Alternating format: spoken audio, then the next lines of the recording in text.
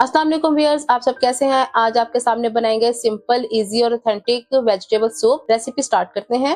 ये देखिए, ये मैंने साफ सा पैन लिया है। पैन के अंदर सबसे पहले हम तकरीबन 3 टेबलस्पून ऑयल डालेंगे।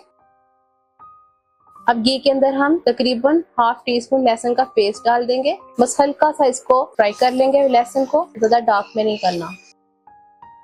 ये देखें व्यूअर्स, हल्का सा इसको कलर आ गया है। अब हम इसके अंदर थोड़ी सी कटी हुई बंद गोभी, एक तकरीबन गाजर ली, वो हमने काट के डाल ली, थोड़े से मटर हैं और हाफ टी स्पून नमक, 1 टीस्पून ब्लैक पेपर, ये डाल देंगे। बिस्मिल्लाहिर्रहमानिर्रहीम। और तकरीबन 1 लीटर पानी डाल देंगे। बिस्मिल्लाहिर्रहमानिर्रहीम। अब व्यूअर्स, इन सब अज्जा को हम अच्छे से मिक्स कर लेंगे। कढ़ाई को कवर कर देंगे।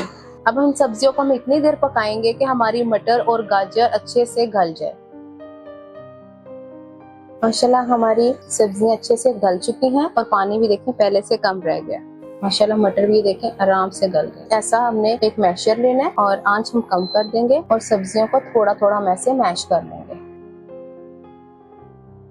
ये देखें भैया, सब्जियां हमने अच्छे से मैश कर ली है मैशर की मदद से। ये देखें थोड़ी थोड़ी ऐसे अच्छे से मैश हो गई है, बहुत ज्यादा आपने मैश नहीं करनी। अब इसके अंदर कॉर्नफ्लोर जाएगा। 2 टेबलस्पून मैंने कॉर्नफ्लोर लिया है और उसको थोड़े से पानी के साथ मिक्स कर लिया है। तो ये अब हम इसके अंदर डाल देंगे। बिस्मिल्लाहिर्रहमानिर्रहीम।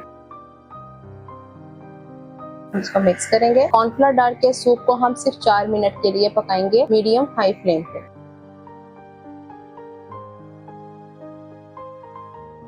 देखिए भैया, 4 मिनट हमें हो गए हैं सूप को पकाते हुए कॉर्नफ्लोर के साथ। अब इसके अंदर चिली सॉस जाएगा तकरीबन 2 टेबलस्पून, सोया सॉस 2 टेबलस्पून,